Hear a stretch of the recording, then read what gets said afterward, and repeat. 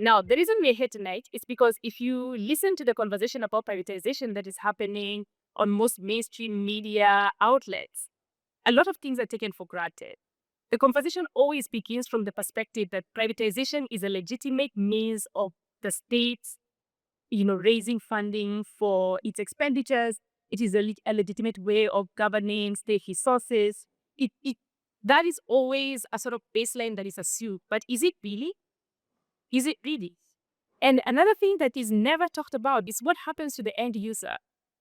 After privatization has happened, after those resources have been raised for whatever reason or whatever inefficiency that they claim is being addressed by the privatization, what about the people living at the bottom of the food chain in the country? How do they experience privatization in their day-to-day lives? And those are the questions that we're here to answer today. And I am joined by an amazing panel with Kevin Arenda Ovi, who is a human rights lawyer and a public strategic litigator. We have Mordecai Ogada, who is a carnivore ecologist, a conservation policy expert, and who just yesterday launched a book called Green and Evil. I hope he'll tell us more about the book when he has a chance to speak. And we're also joined by Wanjira Kinotti, who is a feminist, a pan-Africanist, and the global lead for women's rights at ActionAid. Now, I will start with you, Dr. Ogada, and let us start from the very basics. What exactly is privatization? The way that it is framed in the media and the way that it is framed in public discourse tends to make it so technical. And so people feel like, okay, this is something we can't really think about. It has always been so. Privatization is just a part of life. It's a part of nature. It's the natural way of things. Is it really? No, it isn't. The way we practice it, it isn't. In theory, if you look at the definition of privatization, it's something moving from sort of asset or a business or institution moving from state or the public domain or public hands into private hands, private ownership. But if you come to Kenya, I've looked at privatization in my field, which is wildlife conservation and tourism and all that. We used to have an organization called African Tours and Hotels. Okay? The government actually owned and ran hotels and lodges around this country.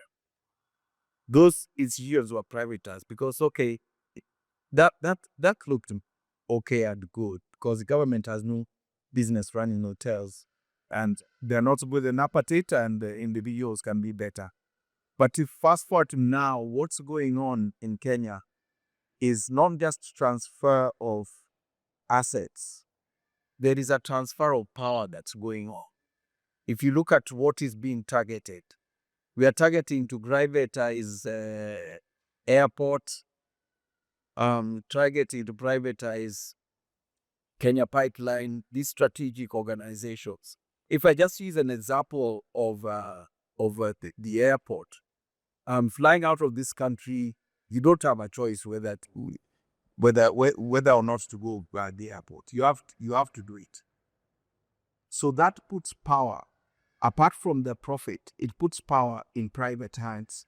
And these private hands will be able to decide what they can charge you to use that airport, whether or not they can lock you out of that airport. And same thing with the pipeline. The logistical management and storage, etc., of fuel forms a significant part of the cost we all pay for diesel, petrol, whatever. And there will be a person or a group of people, someone who can decide that includes 2 more shillings or 3 shillings of this. And that is what will hit that gap you're talking about. The wealthy, the haves and the have-nots will be hit even harder by such kind of decisions. Because what we have going on in Kenya now is predatory capitalism, but sadly, it's capitalism that's residing within our state's organs, the leadership, the executive, the legislature, etc. You have recently seen everything being brought under something called e-citizen payment platform for government services, including even going to the park. It looks fine. We are streamlining it to make it more efficient. But you go there and then there's a service charge, 50 shillings, something platform fee. Tourism industry players were recently protesting over something called gateway fee that's added on there that goes to a private entity. This is the transfer of power. This is the predatory class that's now sort of preying on what was public goods. So it's become a very harmful thing in Kenya, and privatization, good in theory, but must be treated with a lot of caution.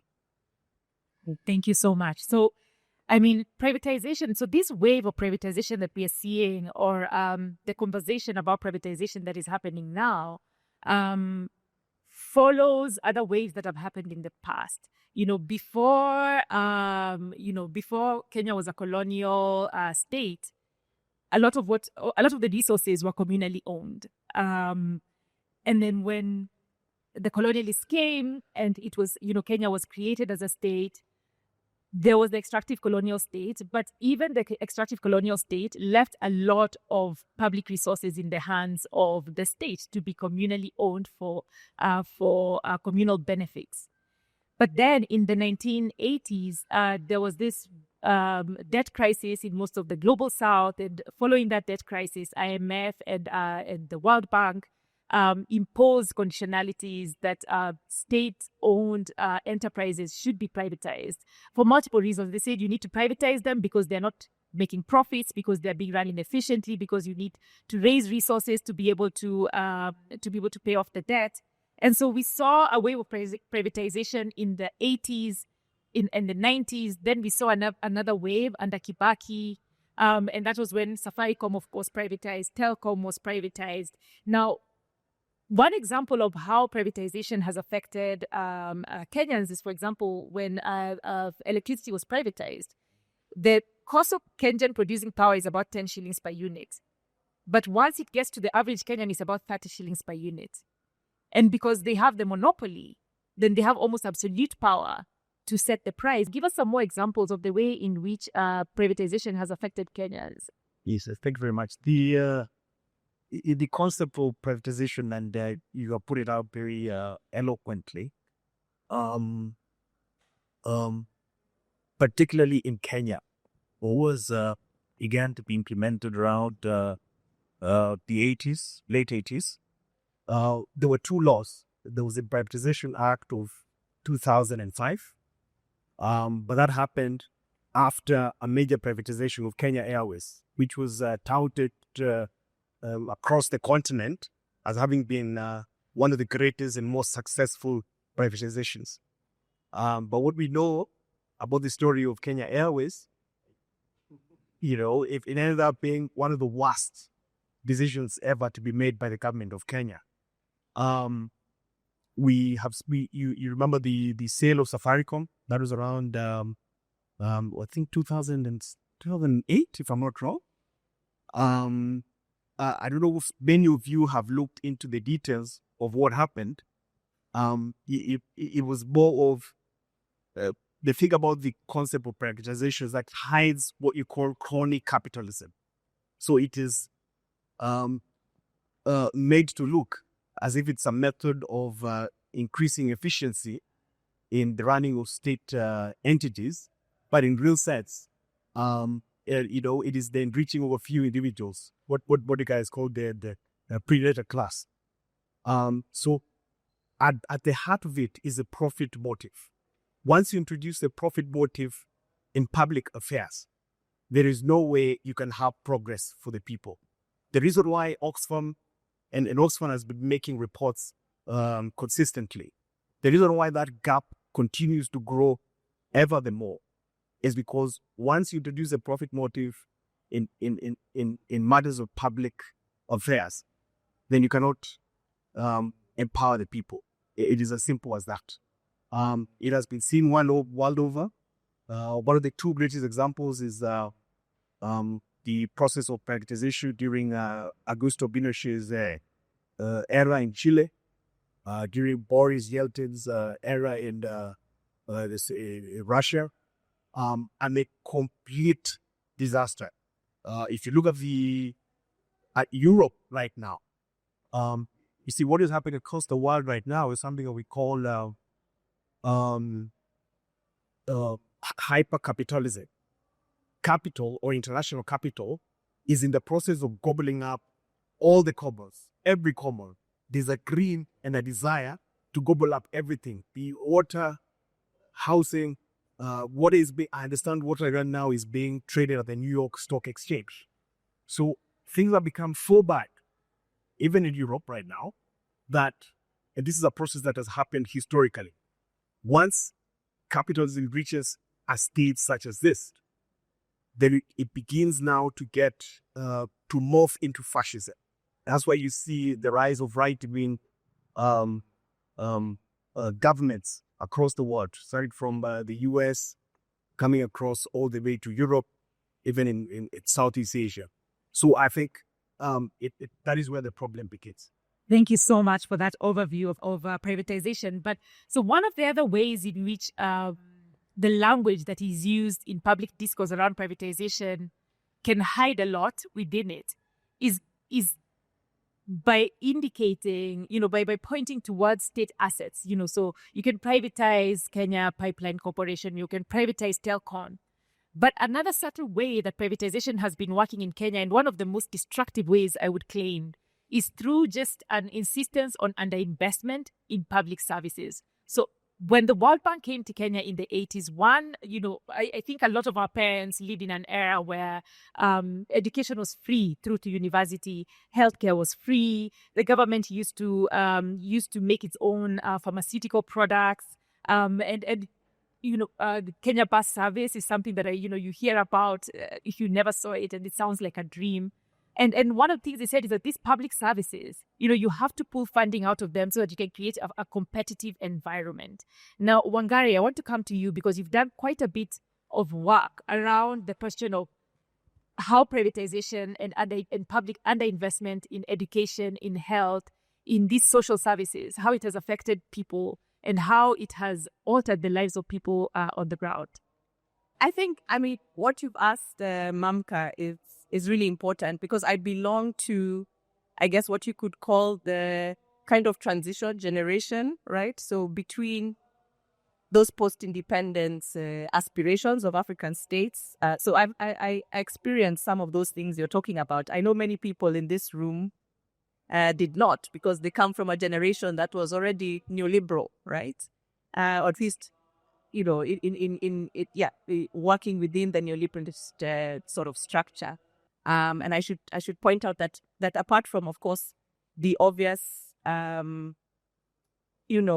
objectives of delivering social services, public services, and so on, a lot of that was also a deliberate effort to reverse the damage that had been done during the colonial era, where you kind of had, sort of segregated access to public services. So this was something that was clearly articulated, at least in terms of the aspirations of post-independence governments.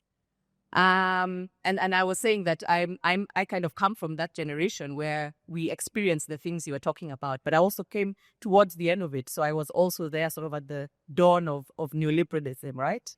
I suspect one other person on this panel has also experienced at least one. But probably most people in this room, have not, right? And I think that's an important point for us to start at, right? Just to say that then kind of limits kind of our imagination about what's possible and what's possible in terms of what the state can deliver or not deliver. I'm very glad that sort of our starting point was looking back at the onset of neoliberalism, and of course beginning with previous speakers have talked about this, beginning with the structural adjustment programs, SAPs of the 1980s and 90s. So basically, what did the SAPs do, or SAPs? Basically opened and liberalized and deregulated economies. We've talked about, we've seen some examples of that. So freeing up prices, reducing the role of the state, so basically shrinking the state, cutting back government expenditure, most notably on public services, as also has been said. Reducing subsidies, so government subsidies to the citizens, privatizing parastatals, and of course that means introducing a user fee in the health and education sectors, and of course in other sectors as well, as Mordecai has talked about. but also importantly, lowering public sector wages and reducing employment protection. So that's also part of deregulation. The other thing that I think quite a number of African economists have described is how by liberalizing trade, because that was also part of the neoliberal pact, and loosening restrictions on capital flows, and because state enterprises were now also privatized, local manufacturing was basically undermined. So in other words, structural adjustment led to our deindustrialization, right? All of us as Kenyan, as the continent as a whole, and kind of returned us back to this colonial style extraction economy that I think Kevin has also talked about. As I said before, we should note that most African governments had made some progress in the social sector, producing a cadre of public service professionals, like some of our parents. Most of that investment was financed by domestic resources, right? So the result why these aspirations failed. They include the structural adjustment programs, of course, which kind of interrupted the process, which I'm aware is a big simplification of this on my part. But one reason for the failure of economic policy in Africa has been described as two main cooks in the policy kitchen. So like in the mid-80s, you had more expatriate advisors in Africa than there were like the end of the colonial period. Okay? So in some countries, coal ministries were partitioned among different donors. And I think we've seen that, right? Particularly health in this country, right? I don't need to name the donor. And since there's been that collapse of that particular donor, got into a lot of problems. And the effect of this was that there was little room for African states to define and chart sort of our own policy agenda. And so on the onset of the debt crisis of the 1980s, the policies of many African countries were decided by donors and creditors, most notably, of course, the IMF and the World Bank. So not only has this not changed, but it has intensified, right? We're just using different terms. We're still being advised by the same people, some of whom are now homegrown. They are now advising the state, right? But I'm saying this not to say that the state is blameless, right? The state is not blameless. It is actually what I would call a stretcher bearer, right? As a stretcher bearer of these policies, which it has accepted as orthodox. And so now its role is to carry citizens basically on a stretcher between the scene of the accident and the mortuary. Okay, so I talk about the state as a stretcher bearer. We know that the privatization is a cornerstone of the World Bank and IMF. And as you talked about, Mamka, or asked in your question, privatization indeed means the commodification of rights and of lives. All of us in this room have examples of how, the inability to afford access to quality healthcare has led either to a misdiagnosis, to a mismanagement of a health situation or condition, and of course, even death, whether it's in our families or somewhere in our immediate circles. We all have some kind of story around that. The impacts that we don't necessarily talk about is, yes, we talk about access to services, but we don't necessarily talk about the impact on the quality of services, right? So with privatization comes the segregation of users on the ability to pay. So the quality of services that you will be able to access will be based on how much you have paid for it, right? So poor people are to expect poor services, right? Like that's just the way it is. That's what neoliberalism tells us. But even those poor services have to be paid for. And this becomes an individual problem, yet we're all experiencing it. But that's also what I would say has been one of the successes of neoliberalism, is that it has sort of atomized us into these small disconnected units. So we're kind of competing to claw our way in a system that is actively working against us in the first place. So we have to remember that this means that this also means, as I mentioned earlier, that the impacts for workers in the public sector and indeed in the private sector, health, education, or time. So the twin of privatization, as I mentioned earlier, is deregulation. So that includes deregulation of labor. So you have more precarious, unpredictable, poorly paid, undignified jobs, right, for workers. And then finally, just going back to the issue of what privatization means, in the sense that you have to pay for out of pocket. We have to pay out of pockets for services, right? And how our pockets will determine what that service looks like. So that's deepening inequalities, whether that's around income, whether that's in household debt, whether that's in health outcomes, in education outcomes, in housing. So I would just close off by saying that really privatization is at the core of a violent ideological system that literally decides who lives or dies. Something interesting has been happening over the last couple of decades, where there has been, which has been labeled green colonialism. And I want to come back to you, Dr. Ogada, because you're one of the most prominent voices in discussing the ways in which the climate crisis is being weaponized to recolonize the lands of Africa, of Africans. So walk us through the ways in which this is just another method of privatization and very much in the name of what we're talking about here tonight. Thank you. The conservation sector, which is my sort of technical background, is becoming a very dangerous tool or weapon against us, and by this green colonialism. Green colonialism is let's not think of colonialism in terms of empires, the way colonists were, either Portugal, England, or France, or whatever.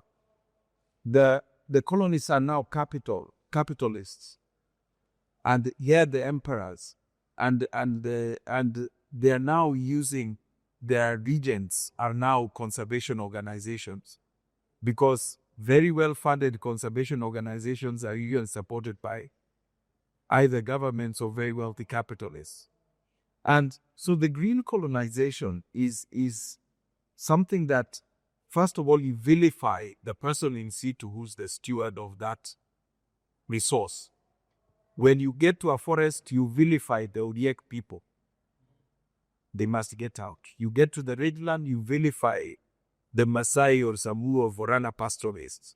They must get out. They are overgrazing and spoiling this thing. You get to a river or a water source, you vilify the people who are fishing there.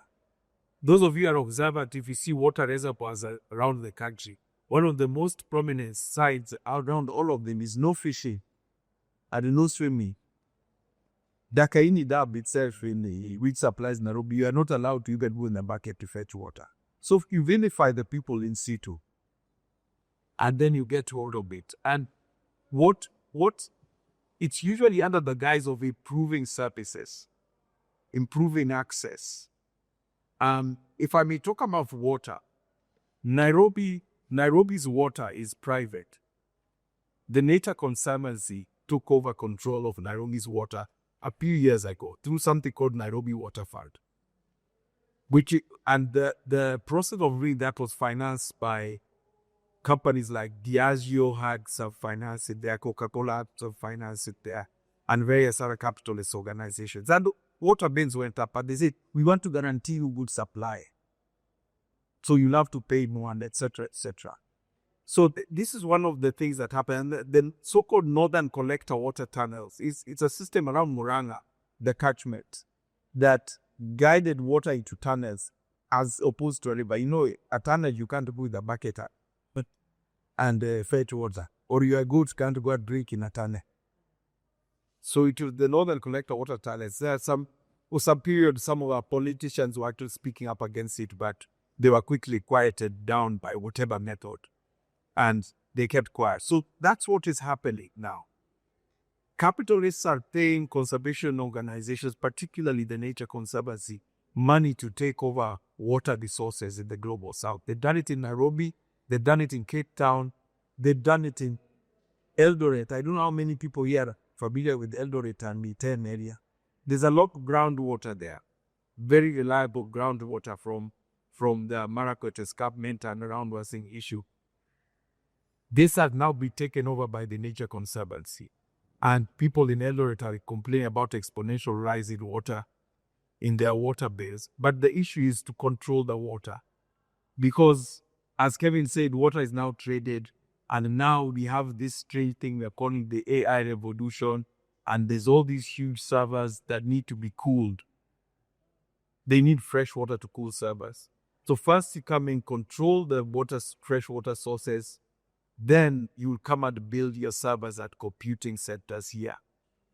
Already, Tatu City, which was meant to be a residential facility, is now becoming some sort of computing center. The other way his team occurs is through this strange mongrel we call conservancies. We say community X has decided to give their land to conserve rhinos. Suddenly, the capitalist X has money to build a lodge there. And suddenly it's private land. On the title deed it still says Mordecai Ogada or whoever the local people are. But in actual fact, it's been privatized. So this is one we really need to look out for, because these are the assets that we have, and these are untold riches. And you can see it in policy. The way our government keeps harping now on, we need to aspire to be like Singapore. I'm sure you've heard this thing ad nausea. And Singapore is a dirt poor country that doesn't have any fresh water. They import water from Malaysia, 100% of it. They have no rivers, no lakes, no forest. They drink imported water. All their energy, they have no hydropower. All their energy is gas turbine with imported gas. They live in flats. They have no grass. They have no farms. They don't produce any food. And we are being told to aspire to be like that. We cannot be rich and aspire to poverty. But this is the mantra that drives in colonialism. You are told that your farm is worth nothing. You need to live in those affordable housing things. You are told that your land is worth nothing. You need to move out so we make it a carbon sequestration, come for carbon trading. So this is what is driving green colonialism. It's driven by capitalists at capitalist thinking. So don't look at countries when you're looking out for green colonialism. Look at capitalists and their agents in our legislature, their agents in KWS, their agents in KFS, the agents in our county governments. That's where they're hitting us with green colonialism. So it's something we really need to wake up to. Some things cannot and should never be privatized. Water. No. We cannot privatize that. We cannot privatize our forests, our rangelands. And privatization is being used actually to cleanse historical injustices. Magadi, those people know Magadi soda, south of Nairobi.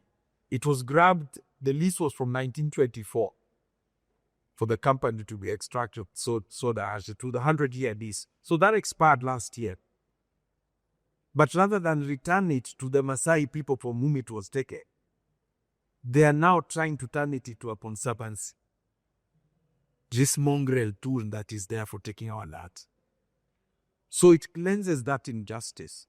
And they've already rounded up some wazees and they've signed some sort of conservancy agreement. And the land's not gone back to the Maasai people. Imagine if Kajiado County government was given Magadi Soda Company.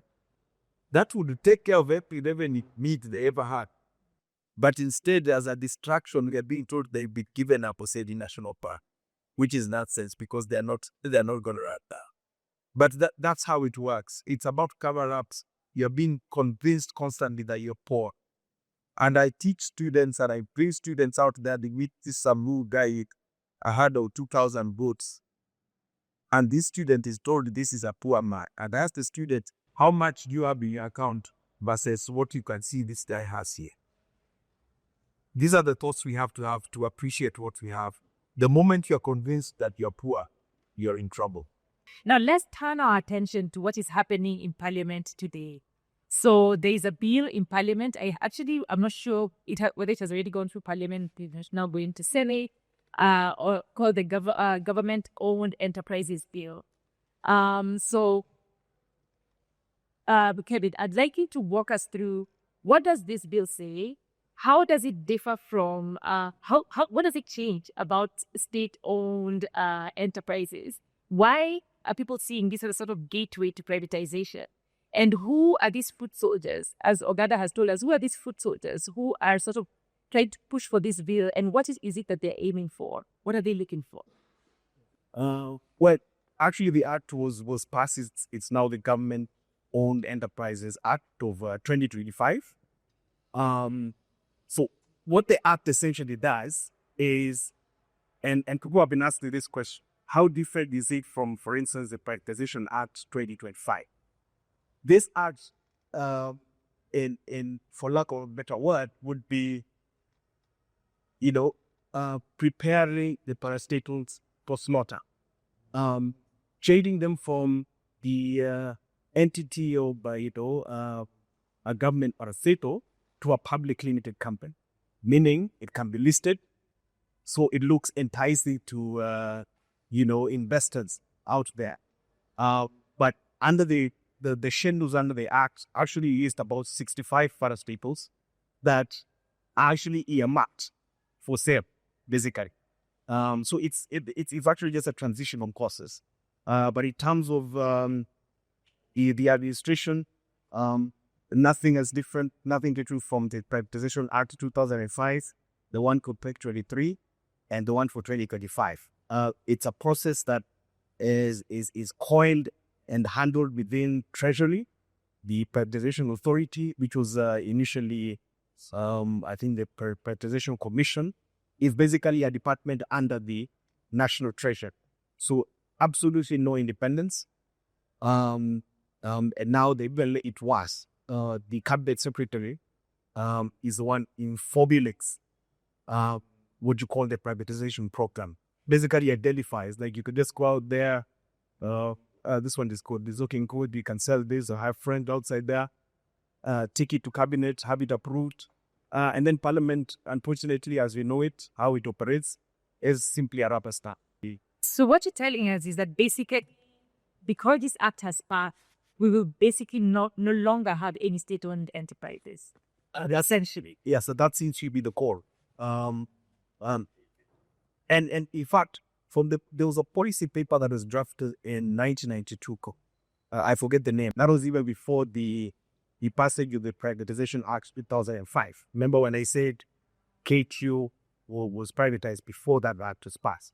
That policy paper says in black and white that the goal is to sell all parastaples. They were to begin with around 300, but maintain around 30 which are strategic.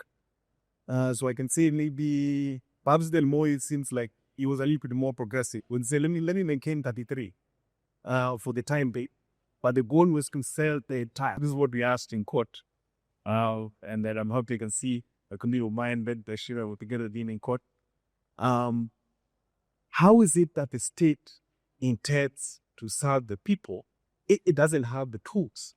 These parastatals are basically the tools that it can use to serve the people, to subsidize products. They are prime properties that can be used for industrialization, large-scale agriculture. It's a big eye. I mean, what is really interesting about the way this whole thing has been framed and the way that the discussion has taken place in the public square, it has focused a lot on this concept of the National Infrastructure Fund. That, look, while we privatize all these things, we're going to create a wealth fund. You see, Norway has a great wealth fund. So-and-so has a great wealth fund. So we're going to create our own wealth fund. And this is just seed funding for that wealth fund. And from there, we're going to, it is an absolutely genius plan. We're going to put donor money into this fund. We're going to put levies into this fund. And then we're going to have infrastructure flowing, and we'll never have to worry that infrastructure will have to come from your pocket, from your taxes ever again. But we know that there's a catch. Wangai, what's the catch? Okay, what's the catch? I mean, I'm glad you asked that, because earlier today I was having a chat with a friend of mine. She's a Romanian called Professor Daniela Gabor, and a lot of her work has focused on what she calls the Wall Street consensus. So following from the Washington consensus, which gave us structural adjustment, for example, right? And basically the Wall Street consensus being a development model in which governments are basically reoriented to de-risk private investment and to re-engineer their quality frameworks or plans and anything around the needs of global finance. And my fear is that this is what this is all about.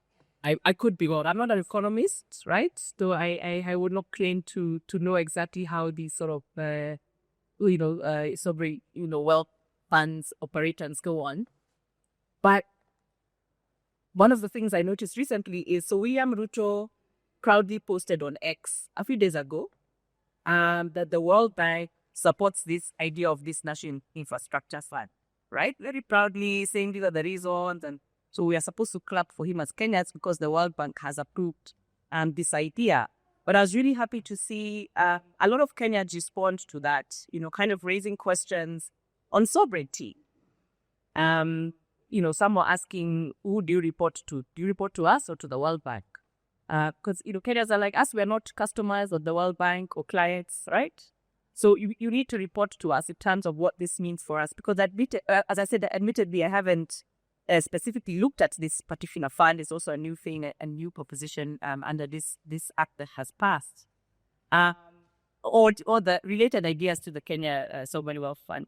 But I can still share some more general sort of thoughts, right, that I think can help us think through this a bit. And I'm sure that in the conversation in the room, there may be over more to contribute in terms of detailed perspectives. But I think for me, the first question is who will benefit from the fund in real terms? So will we as citizens benefit? So for example, the fund is to contribute, so it's about infrastructure, but if that infrastructure is still privatized, which is basically the hymn book that we're still singing from, which is quite obvious, again, given the bill or the act now from which it draws its legal basis, right?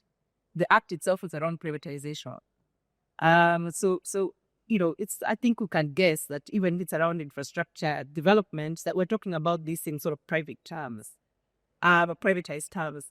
We also need to examine whether and how this is a masquerade for sovereignty, right?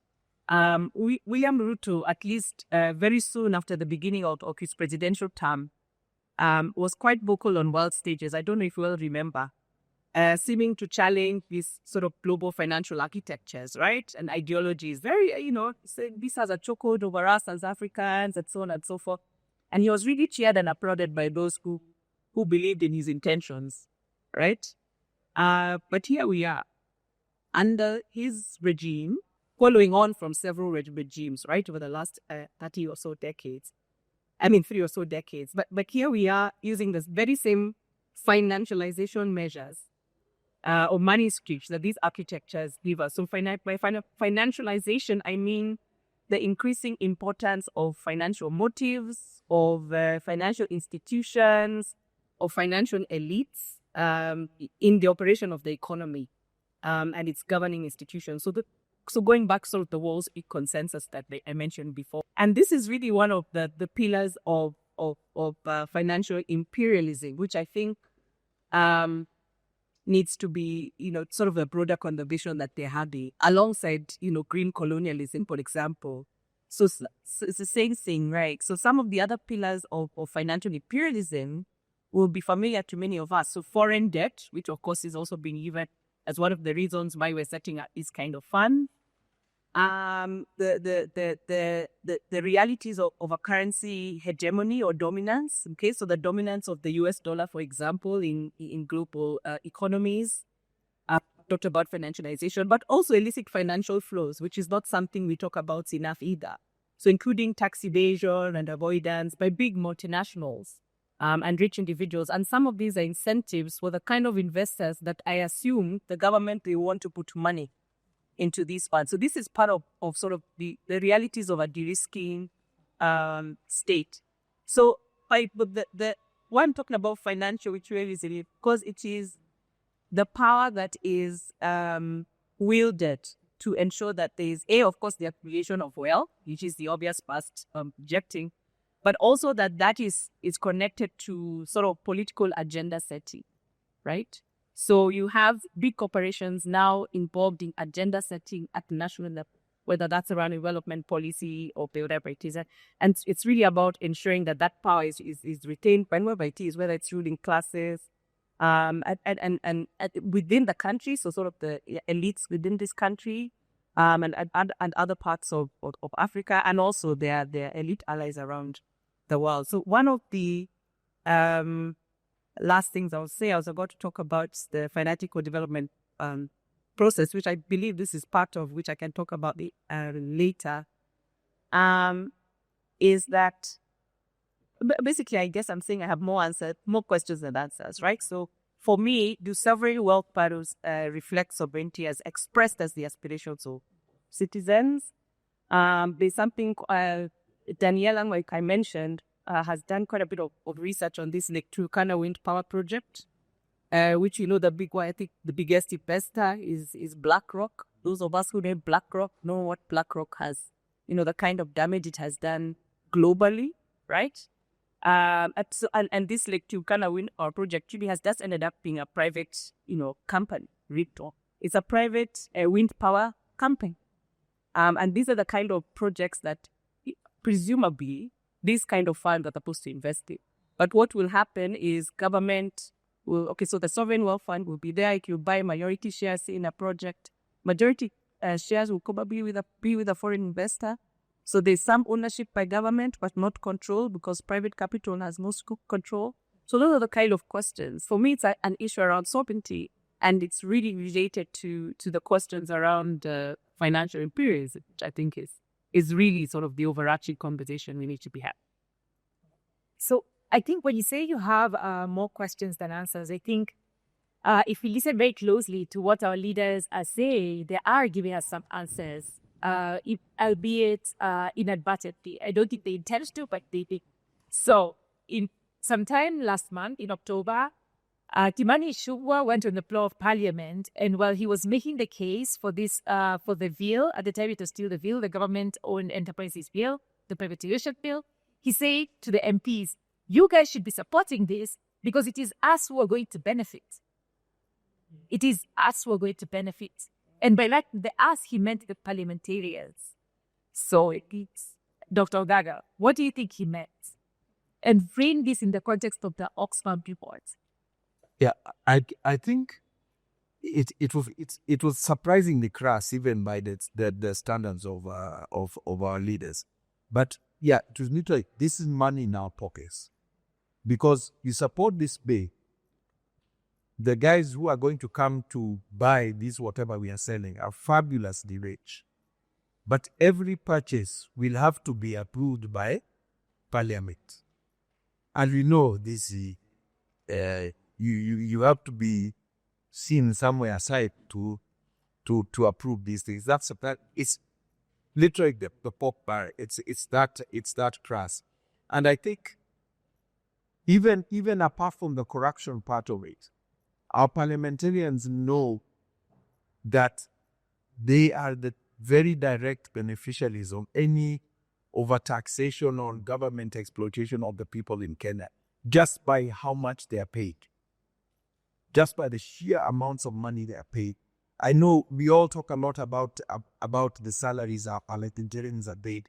We have no idea just how much they earn in allowances. It dwarfs those salaries. And I mean even mileage allowances. If you see the mileage allowances for AP for Starehe, by the way, also Parliament is Starehe. They also call them it is Starehe constituency. But if you see the Starehe is mileage claims, you can just imagine what the others get. So that the thing is, it's loss of sovereignty, and we are always concentrating on what our president says, like at the UN. Kenya needs this. In fact, he's fixed bet now on behalf of Africa. I don't know why, but Africa needs this. Africa needs that. So we think he's speaking against imperialism. Imperialism is no longer being done by countries.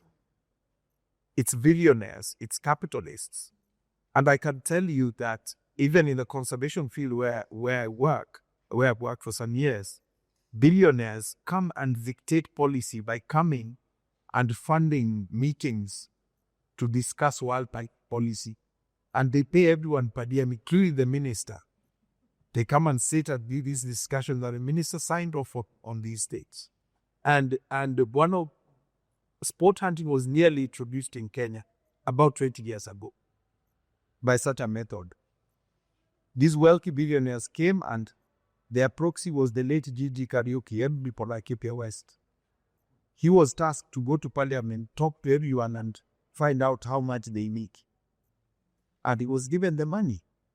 And a whole parliament was sponsored on a fact-finding benchmarking tour of Southern African countries to see the benefit of sports happening. When they came back, they passed that thing, even at night, past parliamentary hours. We were just lucky that we still had the old constitution, where the president has to assent to it. And somebody got to Kibaki and told him what's going on. And he didn't assent to it. Otherwise, our lands would now be taken over for sport hunting. Once sport hunting is happening, it's easy to take the land. You're told you can't be grazing here because people are shooting. You might get stray bullets. It's shot by a stray bullet. So that's the objective is not the killing. The objective is to get the lands. And this is how these things work. This is how billionaires manipulate client states like Kenya. Like now they all come one person in a road. And we are also, do you want a good road? Yeah, we want a good road. Suddenly the road going to my shards has to be paid. I have to pay tolls when I want to go see my mom. And that's how we end up in those kind of positions. So I think sadly our state system, particularly our legislature, is now working for the capitalist class.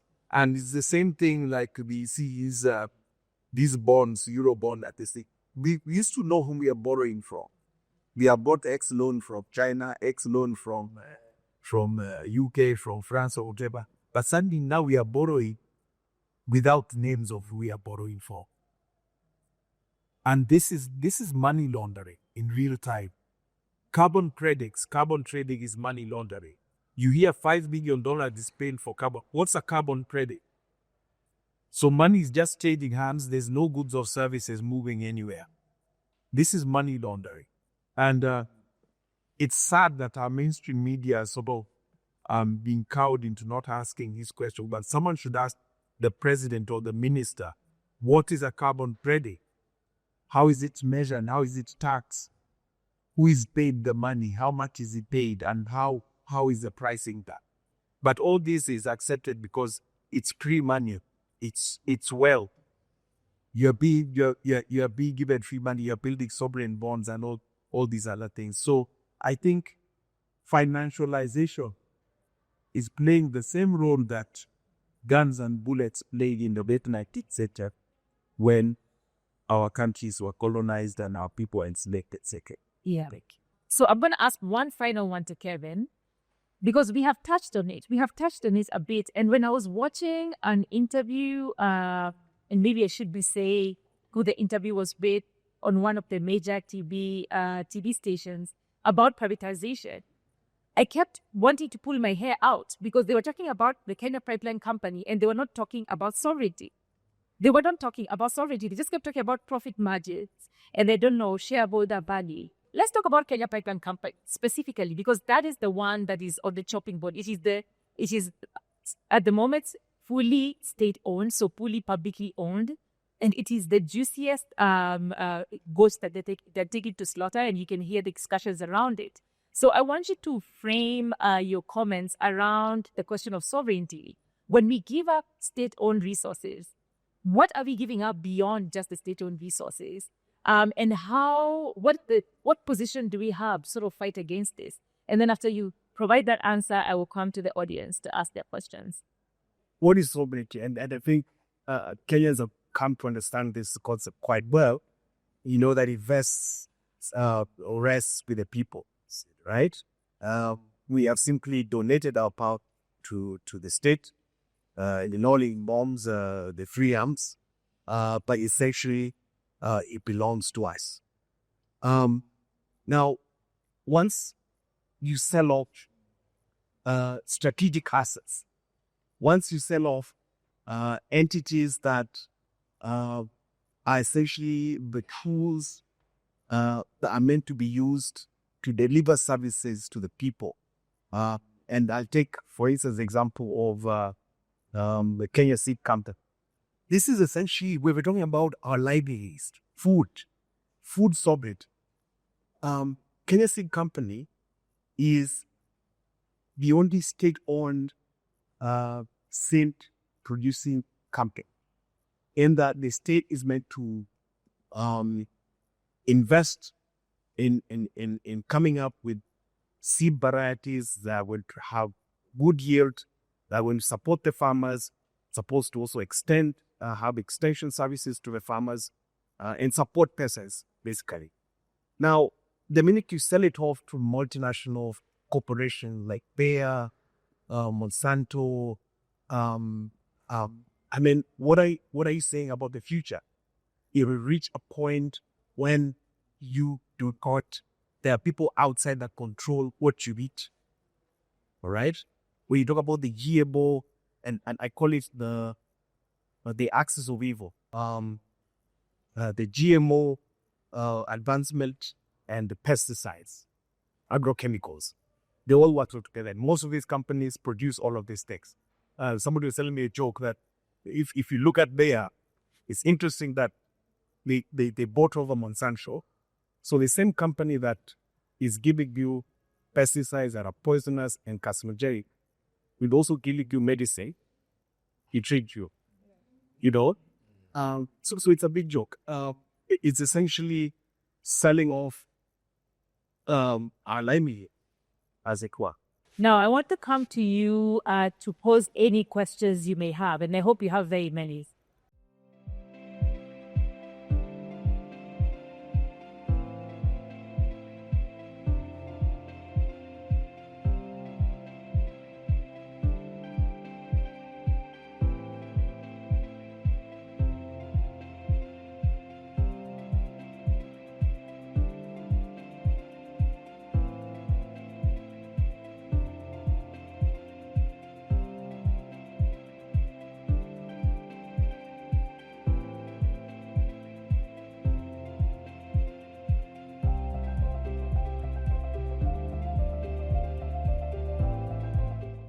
Thank you. Okay, so we will take these three questions. I think let us start with the question of solutions. So that was one of the questions that I had that we were going to come to. And so I'll bring it to you, Kevin. So you have been involved in strategic litigation to try and fight the privatization bill amongst other negative policies. So maybe a good place to start is, how would you determine what a good policy is? I mean, and I think this is an ideological question. It is not a policy question. And then what are the options that we have as Kenyans to address these issues whenever they arise? One of the things that the neoliberal agenda has managed to succeed in the last period is to break the trade union. We talk about the Bill of Rights, but there's also the rights of humanity. The rights of humanity, that name was coined by Fidel Castro, can only be protected by the masses. And how do the masses protect his rights? It is by, for instance, like the trade union movements, and this has been very successfully in the past, from the periods of the early 90s coming down. One of the forces that has tried to delay, although not very successfully, the privatization of parastatals, as well as the trade union movements. And it would have, especially if you look at the sugar belt, beer, sugar, so on and so forth, there was a plan to sell them from way back, but that force managed to at least, push back.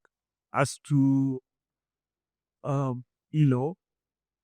the silent issues that you look at when you're trying to find out what makes a good policy, I think, for instance, the problem we have with the policy of privatization as it is that it is very core. There are two things that cannot coexist, right? This is one question that we raised before the bench. That if your main motive is to make profit, all right, there cannot be any utilitarians that, meaning there cannot be public good in appropriately kindled motive, right? Now, you can have a mixed economy like China has, all right? But the state needs to maintain a predominant role in, number one, industrialization, what you call the development of productive forces. We need to be having projects by the state that are aimed towards having, happy industrial development. That is the only way that you can, for instance, provide jobs. If you look at the way the private sector acts, it is simple. For you to have more profits, you must do a number of things. You must either suppress the wages, or you provide substandard goods, all right? You begin to cut corners, or you lay off, reduce the, and that is why every time we see these pharmaceuticals getting privatized, the first thing that happens is a mass layoff.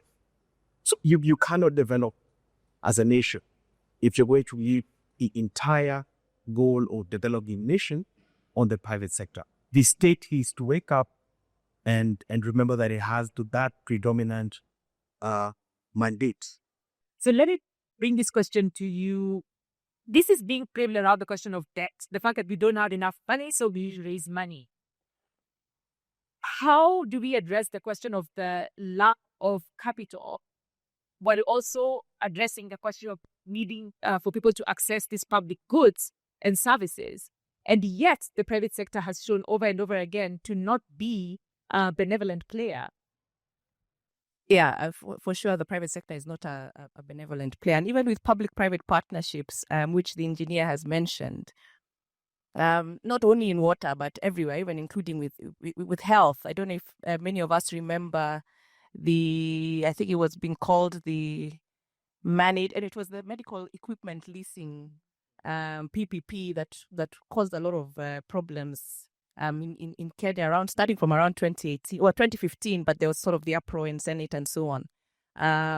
But why I'm talking about PPPs is because PPPs are actually an avenue or a vehicle for de-risking, right? So the state saying we're going to make certain guarantees to a private company that you will have, certain cash flows, you'll make certain profits, and we take the risk. And guess who carries the risk? It's of course us, as taxpayers, right?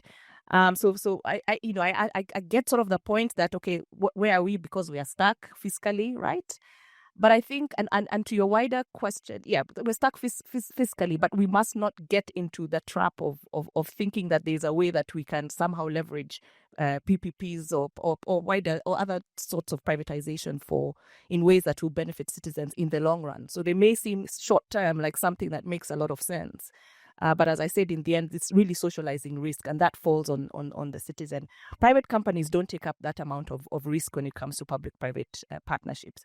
But on the issue of debt, because you bring that up, it is true that we are in a debt. We're in a debt crisis. I think that's quite obvious in Kenya, in the wider continent, and in many parts of the global south. And it's true that we're spending more on debt repayment and on interest than on health and education, for example, right? As a whole. But for example, because we've been talking about privatization today, privatization has never solved our debt problems. Privatization is not new. We've talked about the Washington Consensus, structural adjustment. There was what Kevin was talking about in terms of the agreement we got into the IMF with, I think it was in 1992, was really to start this process of privatization. So if we keep coming back to the idea that we might be able to get out of our debt problems by privatizing, then we're kind of doing the same thing over and over and expecting a different result. So I would say that we have to tackle the debt problem where it matters, okay? African countries are charged much higher interest rates than countries in other regions which have the same credit ratings as we do and also have the same macroeconomic indicators that we do. So this is something that is referred to as an African premium. So we're talking about $74.5 billion per year in excess interest payments that we are paying as African governments. This is the kind of financial imperialism and colonialism we're talking about. And it goes back to those neo-colonial global financial infrastructures we mentioned. So it's about overturning that. When we're talking about solutions, for me and from where I stand, my opinion, we have to talk about it structurally. So it's not going to be sort of in these small tools and, small sort of ambitions, right? But that we have to do things that require guts. Okay. As we speak, the US is moving at really fast, breakneck speed, by the way, towards a new America First global health strategy for Africa, right? So what is the strategy? The strategy is basically that American companies become sort of the leader in African health markets, and they're called markets, health markets. And African governments are positioned as paying customers. I've heard Mordecai talk about client states. This is now we're talking about a customer state, right? So somehow for America, even us shithole companies have our uses, right? When it comes to that. So it's literally, off to market we go, market to market. I think we used to have a saying like that, right? So the US is describing health in Africa as the fastest growing consumer market. So, these are things that we need to. So what I'm saying is that we have to approach this not, as I said, at the two level, but more at a structural level. So one concrete way, because this was asked, is that we have to find a way to ensure that we are coming together, not just as Kenya. We can't do this as a country alone, but we have to call for radical debt architecture reform, right? On sovereign debt, specifically, and building a new debt architecture. It's possible. These things are man-made, literally, all right? So we're talking about ensuring that we have to be able to align debt processes with state obligations, especially around public services and so on. This shouldn't be something that we negotiate, right? Even when it comes to, when we go to lenders of last resort, such as IMF, or they claim to be lenders of last resort, but we know they are not. I think also that we need to start talking about reparations. That conversation is happening. I'm not sure if we're talking about it in the sense of reparations for the impacts of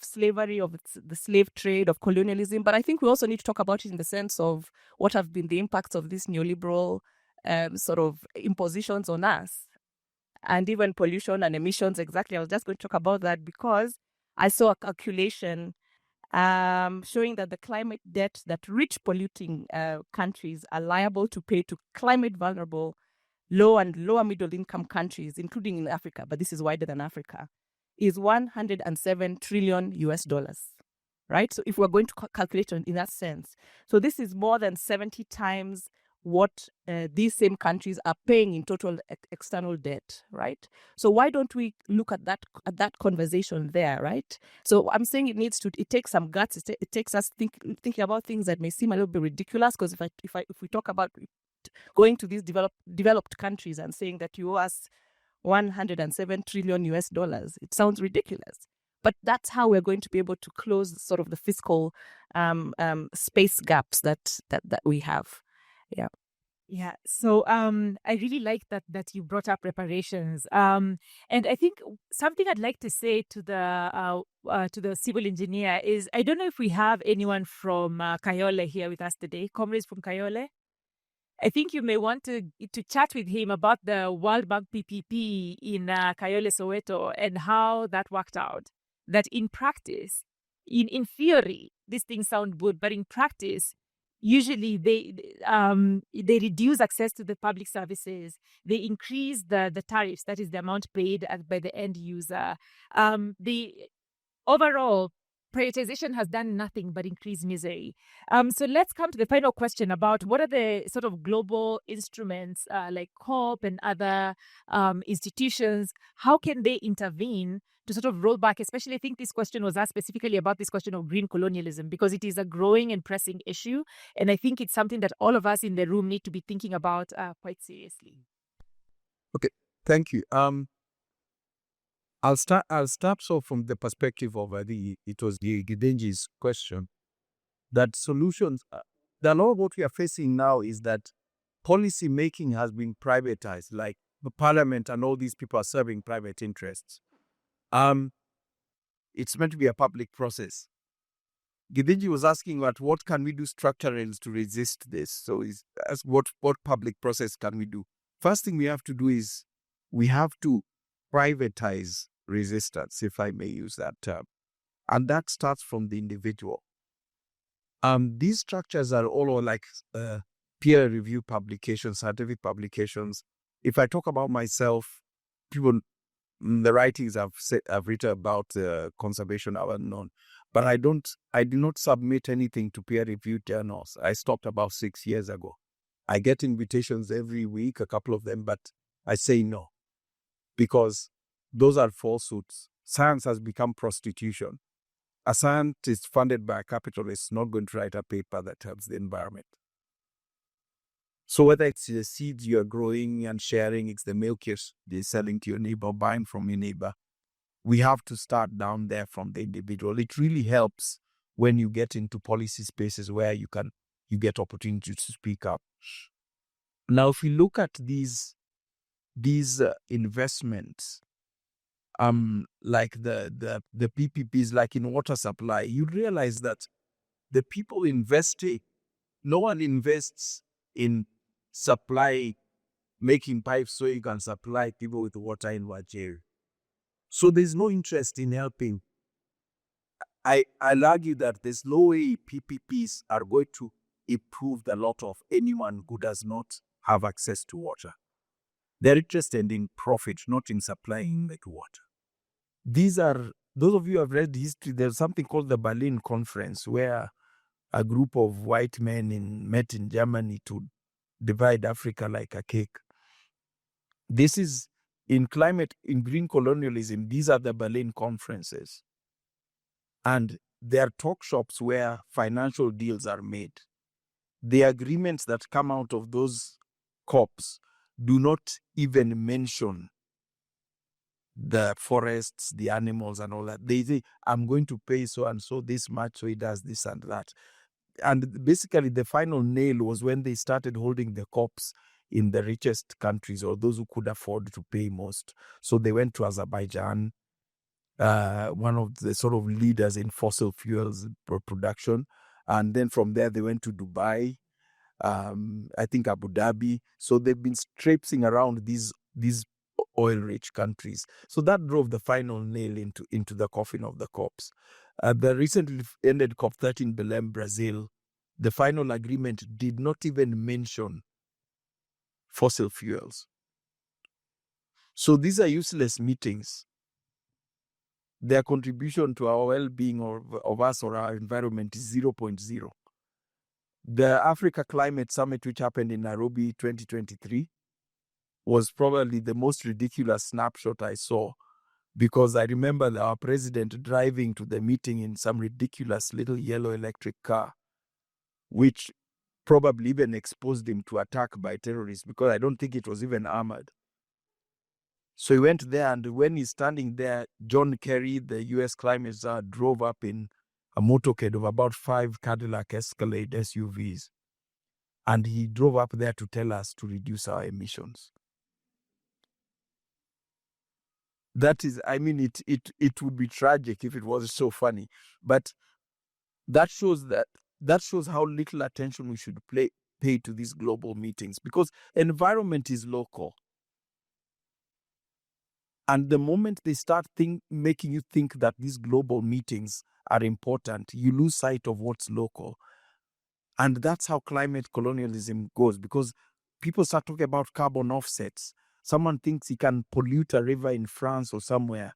Then he'll come and take land from Mordecai and plant trees in Kenya. And somehow that will fix the mess he's made in France.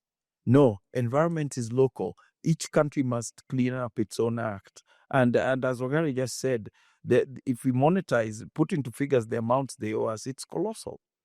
So I think the first thing we must do is take full ownership of what we have. And our water, our forests and all that. I can tell you the natural resources in Kenya, we are in the process of giving and selling them away right now. There's to these strange financial companies, including Conservation International, Nature Conservancies. There's the Global Center for Adaptation that's based in the Netherlands. And somehow at some point our president went there and got so excited after meeting their director.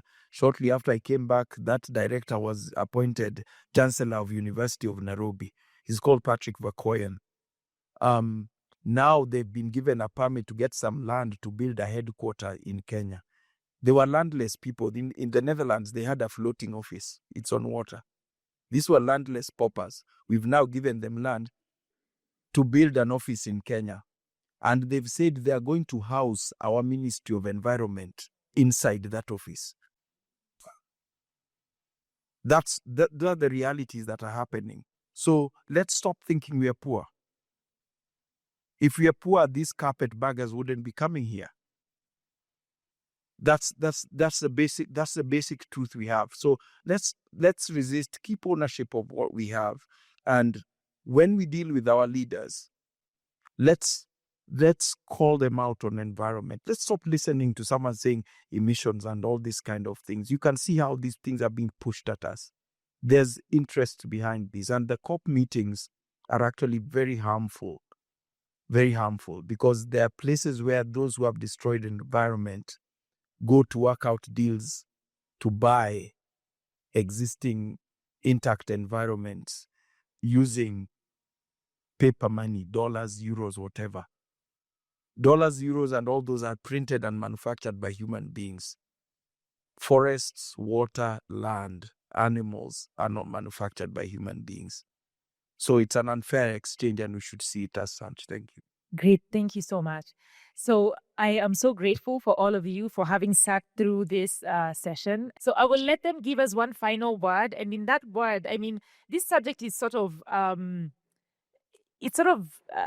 depressing, because when you think about the fact that we are about to own absolutely nothing as a people, and when you think about even that which we own is already being taken from us in very rapid and concerning ways, it's easy to feel overwhelmed, and it's easy to be apathetic. But that is not the aim of why we're here today. We're here today to first understand what is this problem. And I think we've done a really good breakdown of what it is. But I would ask the panelists to close off by giving us a word of encouragement and to point us in a direction. What do you think we should be doing? What is it that everybody who is in this room today should be thinking of doing beyond, of course, as Dr. Ogada has let us know, being aware of our wealth? And beyond that, what practically can we do in our daily lives, in our political activism and organizing to push back against this hegemonic interests? So we'll start with you, Wangari. I think it's first of all what we're already doing. And I would like us to be encouraged by what we're already doing and not feel that it's not having any impact. Conversations like the ones we're having in this room today, it's about us teaching, educating, writing, documenting. I come from sort of the movement building work, so it's around building movements, but ensuring that those movements are cross-issue. I think that's part of the problem that we've had, or that we're having, is that we're kind of doing movement building sort of on single issues, and we don't live single issue lives, right? We don't wake up today and say my problem is water, tomorrow my problem is electricity. All these things are happening at the same time. So there has to be sort of cross movement or cross issue sort of movement building across farmers, across workers, both in the informal and informal economies, across name it, public sector workers, unions, the things that we've sort of talked about. So for me, it's really that, and also accepting and leveraging on the fact that we all play different roles. Saying, where does such and such person or such and such entity have strength, and where can I kind of tap into that? But again, I really want to emphasize that what I mean about this is that we are doing this sort of at two levels. So sort of at the level of how do we survive and resist in terms of the realities that we are facing today, but also how we're doing sort of strategic world building beyond that, right? So as somebody said, we've identified the problem. The things that we can do at the moment, which we're already doing, for example, with litigation and so on, writing, sort of exposing some of these things that are happening. But we also have to take part in kind of that strategic world building beyond this. What is our imagination? What are the alternatives that we're talking about, including some of these things we're saying in terms of reparations?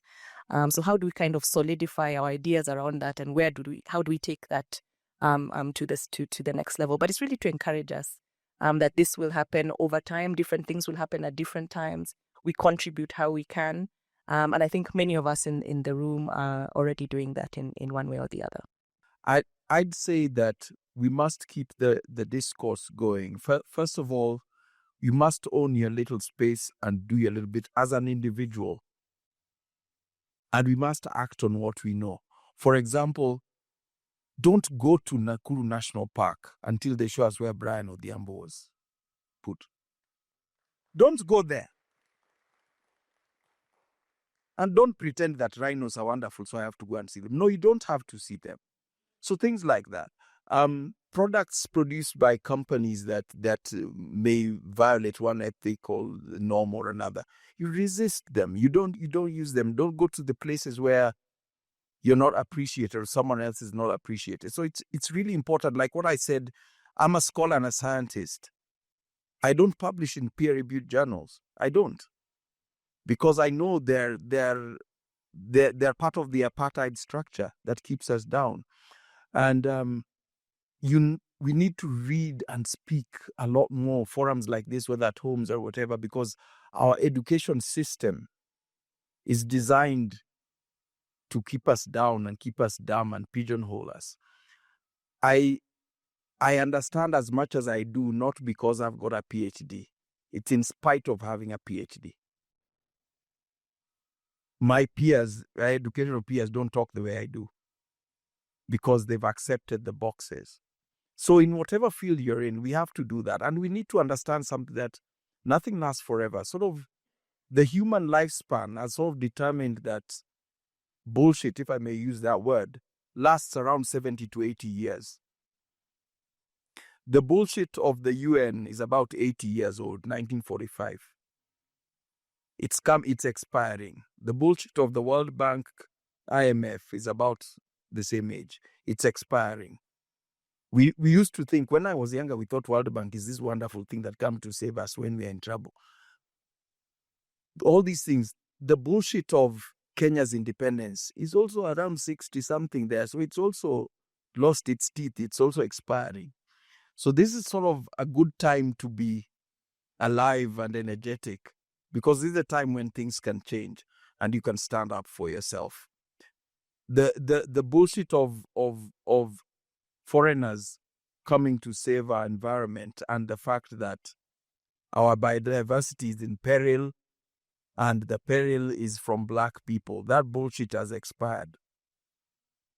We need to own what we have, and it doesn't belong to anyone else. So that kind of understanding comes from communicating. So let's use these platforms, whether physically meeting like this, the online platforms. I talk about a lot of these things on my YouTube channel. It's just Mordecai Ogada on YouTube. And set up a YouTube channel, say your bit, read books, read magazines, argue these points, because there's a system in place and it's no longer states. I think that's the most important thing. If you remember nothing else from tonight, remember that the people, our oppressors, the imperialists, are no longer states. They're billionaires and they're proxies. Thank you. And in another setting, I'd actually described this forum as the Fungamano house of our age. I mean, this is going to be the epicenter of the revolution. Let's claim this space. Let's have more discussions like this. Let's keep the discourse ongoing. Let's spread consciousness. Let's have more solidarity. Bring back community. And echo what my colleagues have actually said. Talk about these things. Right. Resist in your own way. Personally, I don't think I'm going to visit any park anymore. But ultimately, I will say that, capitalism has reached its crisis. You're seeing the movement all across the world. Young people are rising up, they're resisting. They want change.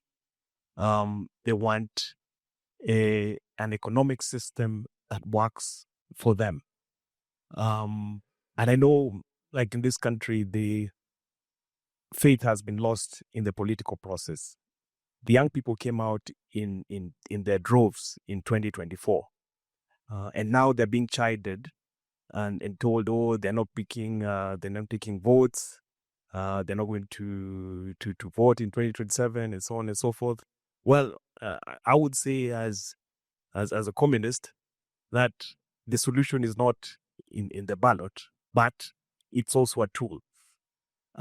We must also realize that ultimately it is only through a political process that we can remove this predator class from power.